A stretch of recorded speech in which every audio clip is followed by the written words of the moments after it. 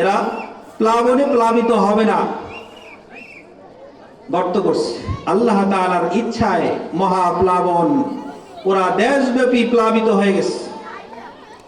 কিতাবের মধ্যে লেখে সর্বোচ্চ পাহাড়ের চূড়ার মধ্যে, সর্বোচ্চ পাহাড়ের উপর দিয়ে মানুষ ভাসতেছে। এত পানি, এত পানি, এদিকে গর্তের মধ্যে পানি প্রবেশ করতেছে।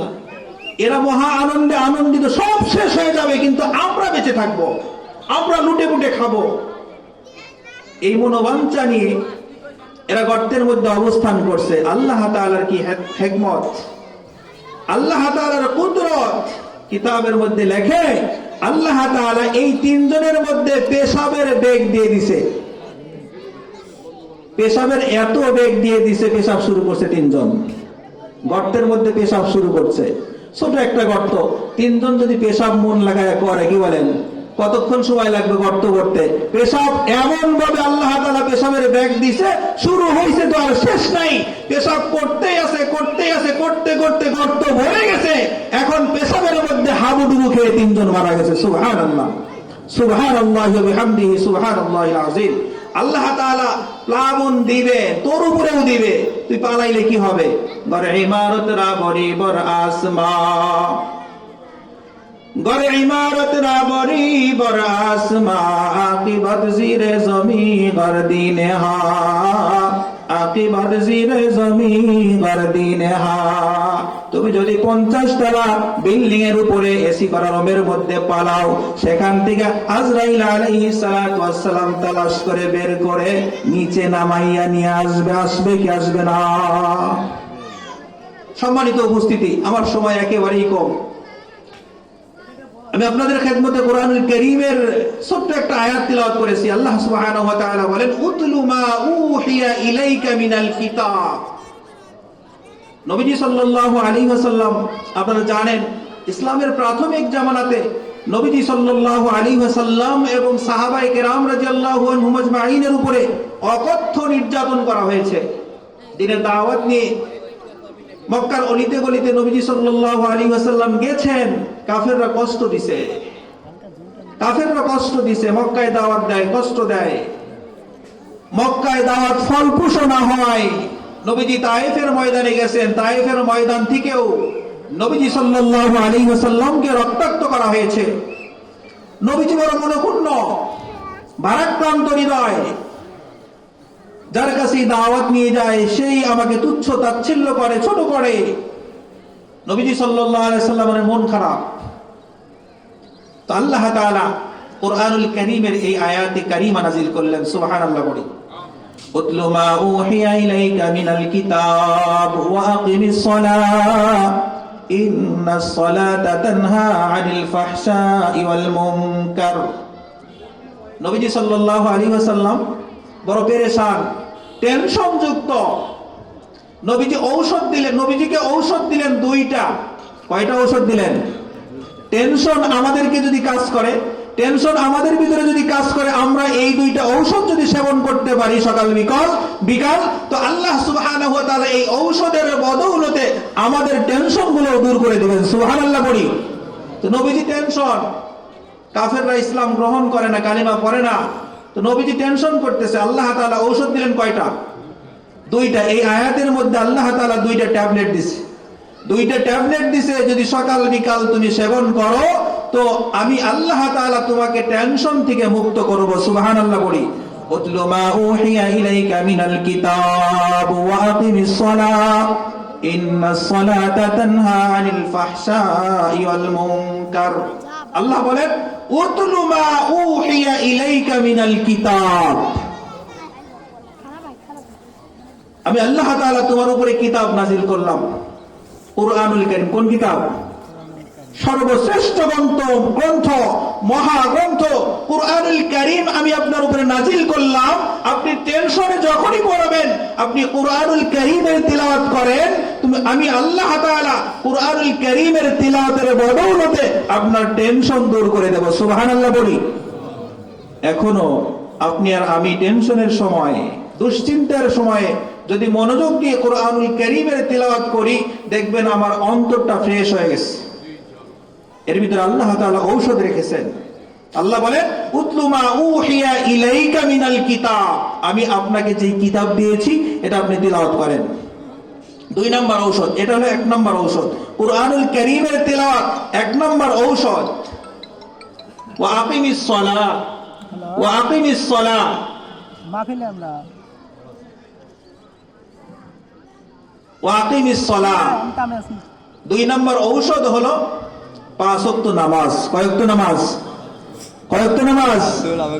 5 ওয়াক্ত নামাজ, এটা 2 নম্বর ঔষধ। নবীজিকে আল্লাহ তাআলা 2টা ঔষধ দিলেন। একটা ঔষধের নাম হলো কুরআনুল কারীমের তিলাওয়াত। 2 নম্বর ঔষধ 5 ওয়াক্ত সালাত, 5 ওয়াক্ত নামাজ। তো আমরা যদি 5 ওয়াক্ত নামাজ পড়ি, কুরআনুল কারীমের তিলাওয়াত করি, আল্লাহ সুবহানাহু ওয়া তাআলা আমাদেরকে টেনশন থেকে মুক্ত করবেন। যখন টেনশন হয়, ঠান্ডা পানি দ্বারা ওযু করেন, ঠান্ডা পানি দ্বারা ওযু করে আপনি 2 রাকাত নফল নামাজ পড়েন, মুসাল্লায় দাঁড়িয়ে যান, আল্লাহর সাথে কিছু সময় কথোপকথন করেন, কথা বলেন, দেখবেন টেনশন দূর করে দেবে কে? টেনশন দূর করে দিবেন আল্লাহ। নামাজের মাধ্যমে সবকিছুর ফায়সালা হয়, সবকিছুর ফায়সালা হয়। আল্লাহ তাআলা রিজিকের ফায়সালা করেন। যে হাদিস আপনাদের সামনে তিলাওয়াত করেছি, নবী পাক সাল্লাল্লাহু আলাইহি ওয়াসাল্লাম বলেন, মান হাফাযা আলা সালাহ,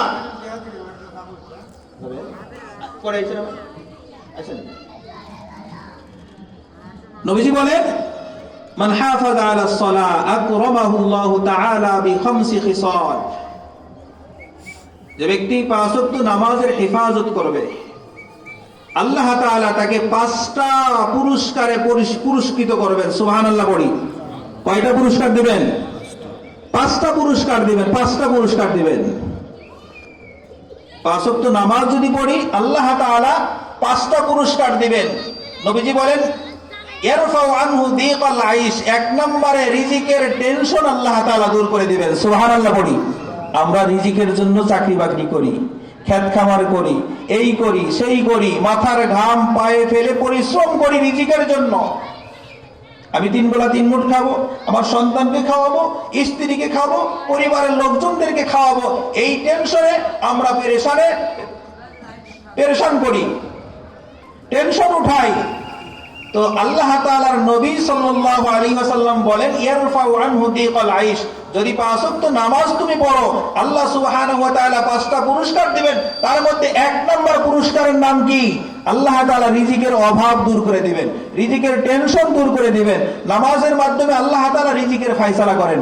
কিসের মাধ্যমে রিজিকের ফয়সালা করেন? কিসের মাধ্যমে রিজিকের ফয়সালা করেন? আল্লাহ তাআলা নামাজের মাধ্যমে রিজিকের ফয়সালা করেন। এক সাহাবীর ঘরে খাদ্য নাই, খাবার নাই, অনাহারে সব কষ্ট করতেছে। নবীজি সাল্লাল্লাহু আলাইহি ওয়াসাল্লামের কাছে গিয়ে আবেদন করলেন, ইয়া রাসূলুল্লাহ, ঘরে খাদ্য নাই, বাচ্চারা কষ্ট করতেছে, বিবি কষ্ট করতেছে, আমি কষ্ট করতেছি। নবীজি সাল্লাল্লাহু আলাইহি ওয়াসাল্লাম ঔষধ দিলেন, নামাজ পড়ো। কি পড়ো? নামাজ পড়ো। আমরা ইমাম সাহেব, আপনারা মুসল্লি যদি আমাদেরকে প্রশ্ন করেন, হুজুর ঘরে খাবার নাই, আমরা যদি বলি নামাজ পড়ো,